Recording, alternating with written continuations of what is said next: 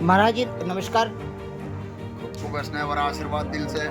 महाराज जी वर्तमान समय में आपके काली घोड़े में कार्यक्रम चल रहा है, इसका क्या उद्देश्य? देखिए, ये सनातन के धार्मिक आयोजन है और ये स्थानों पर तो होना चाहिए, जिससे हमारे सनातन की जनता के अंदर एक्टिविटी कैसे पैदा हो, धर्म के प्रति सक्रियता और आस्था कैसे सबके अंदर जागृत हो। वर्तमान में निमाड़ क्षेत्र के ग्रामीण क्षेत्रों में अभी भी धर्मांतरण के कार्य बड़े बखूबी से लोग कर रहे हैं और साधु संत अपनी गतिविधियों में अलग संलग्न है। इस पर क्या आपका कहना है? और मैं सामाजिक कार्यकर्ता भी शांत है। मैं सबसे पहले इस पूरे सनातन के समाज के लिए जिम्मेदार तो हमारे साधु संत सन्यासी होते हैं, जिनका काम है इस सभी जनता को जागृत करना। लेकिन मैं ये देख रहा हूँ कि खुद सोए हुए हैं, दूसरों के क्या जगाएंगे। अधिकतर प्रॉब्लम ये खड़ी हो गई। और धर्मांतरण के उद्देश्य क्या होता है? जब तक हम आप लोभ से बाहर नहीं आएंगे, उनका काम है लोभ के द्वारा इनको मोटिवेट किया जा रहा है।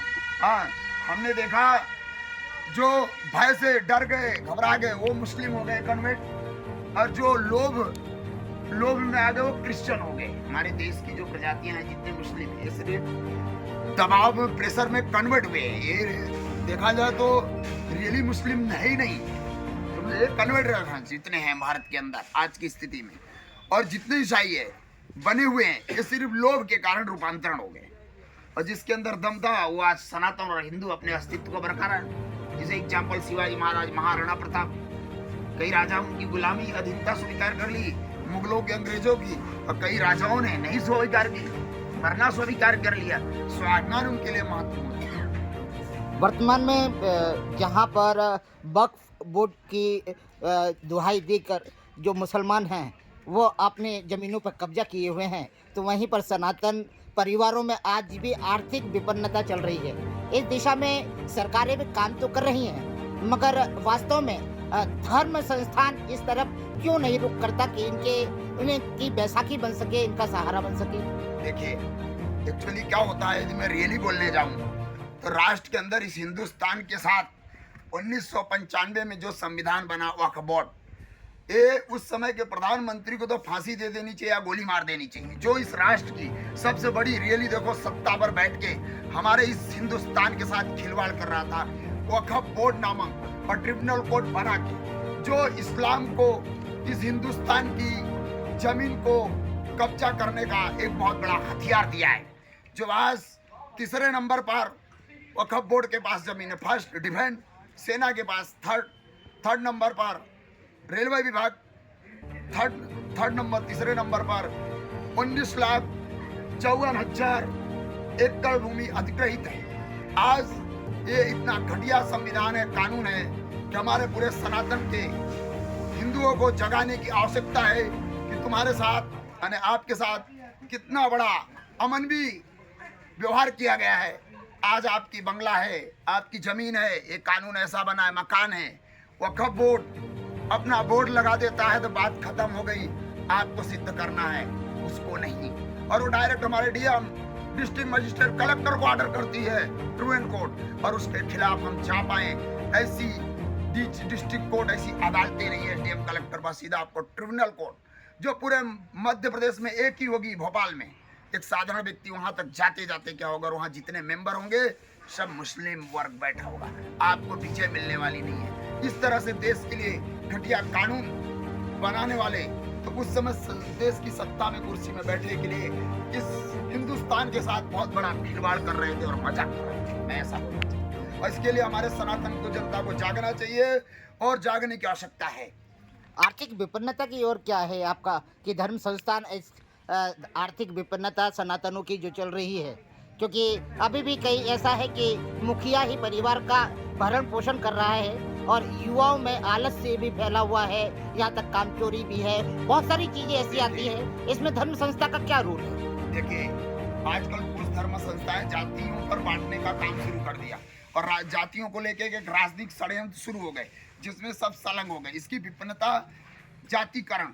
यदि हमारे देश में जितने सनातनी जाति व्यवस्था खत्म करके हम एक सनातनी हिंदू और एक दूसरे के लिए जीने लगे और एक दूसरे के लिए सपोर्ट करने लगे, तो आर्थिक और बेरोजगारी खत्म होने में टाइम नहीं लगेगा। महाराज जी बहुत बहुत धन्यवाद। ये भी एक बहुत अच्छा मार्गदर्शन है। और आपने पूर्व में भी अभी राजस्थान वगैरह में भी और अन्य प्रदेशों में भी जाकर आपकी तपस्या की है। इसका मूल क्या उद्देश्य है, आम जनता को बताएं। मेरा मूल उद्देश्य है कि हमारे पहले ऋषि मुनि किस तरह से साधना करते थे, किस तरह से तपस्याएं करते थे, किस तरह से धर्म को जागृत करते थे, ये पूरे भारत में मेरा उद्देश्य है। और साथ में राष्ट्र और सनातन दो मेरे लिए सर्वोपरि हैं कि हम करोड़ों में हर क्षेत्रों में ऐसे सेंटर बनाएं जहाँ पर हम बहुत सारे युवक युवतियों को प्रशिक्षित कर सके शस्त्र के प्रति। हमारे धर्म में शस्त्र और शास्त्र दोनों जरूरी यानी आवश्यक है। हमारे भगवान श्री कृष्ण ने, राम ने, सभी महापुरुषों ने धर्म की रक्षा के लिए शस्त्र उठाया। हम शस्त्र विहीन हो गए, जिसके कारण हजारों सालों तक गुलामियां हो गई। हमारे को आवश्यकता है कि हम कैसे शस्त्र की शिक्षा पाएंगे। तो हमारा है कि इजराइल के तर्ज पर पूरे देश को, जैसे अभी कुछ वक्त पहले नूह और मेवात, एक हरियाणा के अंदर मिनी पाकिस्तान तो आपने बहुत देखा होगा, क्योंकि मैंने एक मिनी इजराइल भी देखा जहां मेरी नाइटें गुजरती हैं भारत के अंदर। वो आपको बतलाना चाहूंगा, नूह और मेवात के अंदर एक उजीना नाम का गांव है। वो गांव पूरे नूह और मेवात मिनी पाकिस्तान है, दो मिनी इजराइल है। उस गांव के अंदर उन्होंने 1947 से भाईचारे में विश्वास खत्म कर दिया इस्लाम से। एक भी मुस्लिम को उस गांव में बसने नहीं दिया, पाला करने से। दूसरा, उन्होंने हिंदू बोलो तो पेवर हिंदू। उन्होंने जाति, कोई आदिवासी, कोई क्षत्रिय, कोई ब्राह्मण, ऐसा नहीं, सिर्फ हम हिंदू जाति नाम का टेढ़ा निकाल के उन्होंने फेंक दिया। सिर्फ 15,000 की आबादी का वो मुल्क और छोटा सा गांव है। वहाँ करीब काफी परसेंट लोग, 50% लड़के और लड़कियां आर्मी में। एक समय की बात है, 1992 में वहाँ के गांव के एक हिंदू लड़के को अपहरण कर लिया, उठा ले गए मुस्लिम लोग, और उसका आज तक पता नहीं चला कि मार डालेगी, काट डालेगी आगे। तब वहां के युवाओं ने ठाना और 1 साल के अंदर 1000 ईमान वाले आतंकवादी, मुस्लिम ईमान वाले आतंकवादियों को मौत के घाट उतार दिया। तब से वहां का रास्ता भी बदल कर आज नूह और मेवात 20 से 25 लाख ईमान वाले आतंकवादियों पर सिर्फ 15,000 की आबादी का मुल्क को, हिंदू मुल्क, भारी पड़ता है। यदि आज हमारे राष्ट्र के 10% भी हिंदू उस उजबिना नामक गांव से सीख ले तो सोचो ईमान वाले आतंकवादियों का क्या हर्ष हो सकता है। महाराज जी, बहुत बहुत धन्यवाद। ऐसे भी निर्माण के क्षेत्र में आपको जब आते हैं तो युवाओं के अंदर और परिवारों के अंदर एक अलग ही चेतना, एक अलग ही ऊर्जा और सनातन भक्ति बढ़ जाती है। धन्यवाद।